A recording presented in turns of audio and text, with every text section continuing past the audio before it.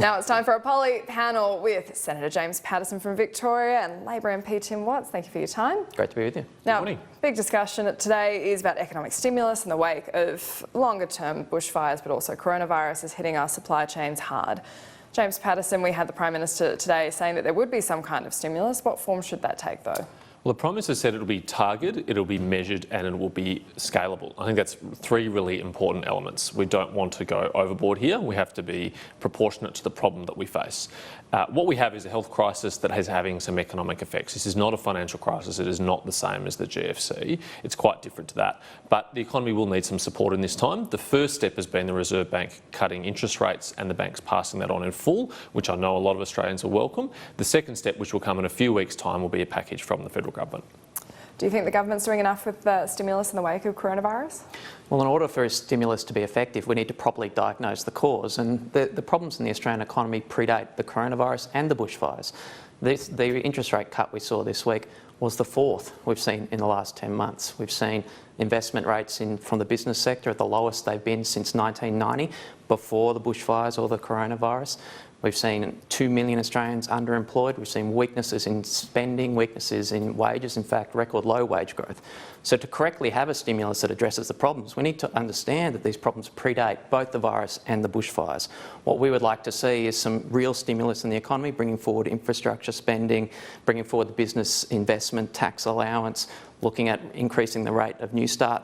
There are a lot of things that the government could be doing to back in what the RBA is trying to do to get the economy going. So the government's line is that there was $4.5 billion of infrastructure brought forward in the last May first statement, and that there's simply a capacity for projects that they can fund.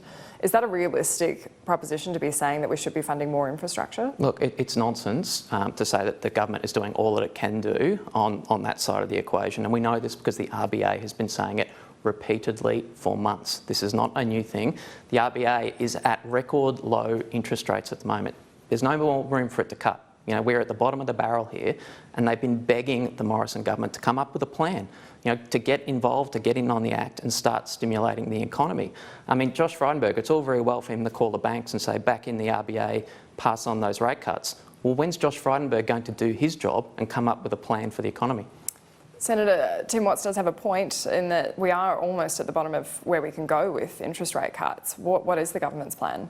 Well, right now, already, the largest personal income tax since the time that Peter Costello was Treasurer are rolling out. That is already starting to hit people's bank accounts, and that will continue to be rolled out over the next few financial years. And they're paying down their savings. They're not putting it in the economy. Well, and consumers are entitled to... debt, yeah. Households are entitled to make those kind of decisions. If they want to do that, then that's their right. I don't want to judge them here from Canberra and say, no, you must go out and spend it. But if we make more money available to them, if we increase their take-home pay by cutting their taxes, then they can choose to spend it if they wish, and they can choose to save it or pay down debt if they wish as well.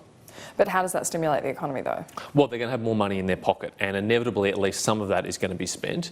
As you rightly recognise, we've already brought forward infrastructure spending. We are running up against some capacity constraints. In Tim and my home state of Victoria, the state government says they're running out of concrete, and so literally can't do any more major projects. Many of those projects are jointly funded by the federal government, and there's a lot more to come, for example, in Victoria, like the airport rail link, which are working very cooperatively with the state government on. So there's an enormous amount of things happening in infrastructure. There's tax cuts already happening. What the Prime Minister has indicated is likely to come forward in the next few weeks is some targeted assistance to industries that have been particularly affected by the coronavirus. And of course, there's been speculation in the media for some months now about investment allowances and other measures that, if not in this upcoming package, will certainly, I think, feature in the federal budget in May.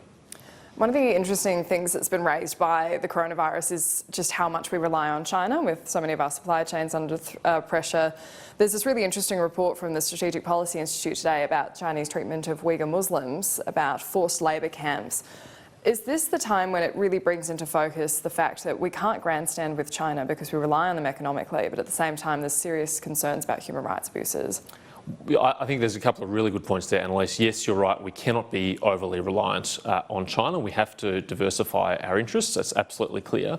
What I was disturbed by this report from the Australian Strategic Policy Institute, as you say, is the major global brands that have been caught up in what is effectively forced labour, if not slavery. We're talking about brands like Volkswagen, BMW, Huawei, Nike, really major consumer brands that should know better and should do better. And Australian consumers would be horrified to know that their consumer goods might have been made by people forced into that labour. Tim Watts, do you think the government should be doing more on this? Well, I mean, the ASPI report is deeply concerning, and it frankly confirms reports that we've been seeing in the media from leaked documents from Xinjiang about the treatment of the Uyghur minority and other Muslim minorities in China by the government there. We need to be clear with the Chinese government that these kinds of human rights abuses are not acceptable. I mean, that they're Australian values. We should be clear about that. We also need to understand that the Australia-China relationship is a broad, all-encompassing one. It crosses all spheres of Australian life today, and that's why Penny Wong's been calling for a briefing of all parliamentarians about the nature of this relationship so we can have a better informed, deeper debate about the way we engage with China. I want to back in what James said about consumer boycotts here, or maybe not, he didn't go that far, but about consumer responses to these issues. Often we focus on, well, what's the foreign policy? What's the policy of the Australian government towards China? I really think that we need to take a broader picture of this and say that as an Australian consumer, as a citizen, I can exercise my values in my purchasing decisions. And if forced labour is being used to create the products that I'm looking at on the shop shelf, I don't want to be buying that. Were you actually calling for a boycott? Well, we've actually passed anti-slavery laws in the Parliament in a bipartisan way quite recently, which is attempts to crack down on this. It says to companies, you've got an obligation to do your due diligence on your own supply chains and make sure that you are not taking products from forced labour or slavery. Personally, as a consumer, I would be horrified to think anything that I bought would have been made in that way. I've got an Apple phone. That's one of the companies allegedly caught up in this. I'll be thinking very carefully about future purchases from companies like that if they're not able to come out and justify and explain that this is, in fact didn't occur and that's not the case. If we can just jump back to the economic stimulus question and interest rates. Yesterday we saw all four banks for the first time pass on full interest rate cuts since 2015. That's reportedly because they were spooked about the bank levy being raised. The government's never really going to raise the bank levy though, is it? I'm not aware of any plans within the government to change the bank levy as it is. My understanding is that that is settled policy. I think the banks have made commercial decisions to pass on those rates, and I'm sure they're mindful of the important role they have in the Australian economy. And at a time of vulnerability, I think they do have to take that responsibility seriously. Would you support raising the bank levy? I'd support the government actually having a plan about what to deal with the problems in the economy at the moment. I mean, the real issue that we've got at the moment is we've got a marketing-based approach to this problem. We've got a salesman for a Prime Minister and we've got a Press Secretary for a Treasurer, and they're more concerned with the comms, they're more concerned with the sales job than they are with the substance. I mean, is a bank levy on Josh Frydenberg's agenda? I don't know. It doesn't seem like much in particular is on his agenda at all, given the legislative calendar at the moment. What we need is a coordinated, consistent plan from our economic leadership in this country, and we're just not seeing it from the Morrison government. We are seeing a bit of a dearth of legislation here in Parliament. We're at the end of week 3 of the month and not a lot's gone through. Alice, I firmly believe that we should not measure the productivity of the Parliament by how many laws it passes. I think that would be a very, very bad idea. I'm much more interested in the quality of the laws that we pass, and we should only pass them when they're necessary, not just for the sake of it. Have you passed any good quality laws while we've been here? No, there's been quite a lot of legislation that passed through the Senate last week. It's obviously not sitting this week because we've got Senate estimates. But we passed a number of measures, for example, in the superannuation space to help reunite workers with lost superannuation, to help make sure that low balance accounts aren't being eroded by fees. They're really important changes that will make people's retirement more secure. What do you think the government's sitting on that they could be pushing through? Just to put it in perspective, I mean, James has sort of glossed over things there. Last week in the House of Reps, we passed a bill correcting punctuation errors in legislation. Punctuation's very important in legislation. Oxford commas, I'm sure, are very significant. These things can go to the High Court if there's a typo, you know. Given the significance of the challenges to the Australian economy and the anxiety in the Australian public from Australian workers, Australian families, about the economic challenges that the economy is facing, we need a bigger agenda. We'd love to see the government bringing forward the business investment tax incentives that we've been talking about for many, many months now. That'd be a very substantive legislative agenda, one that I'm sure James could even get behind, you know, lowering tax burdens.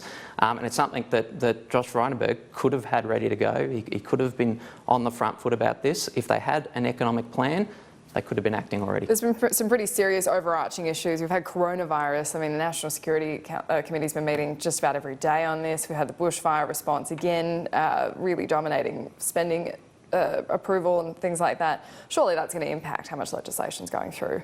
We've had 7 years of economic policy drift under the Abbott, Turnbull, Morrison governments.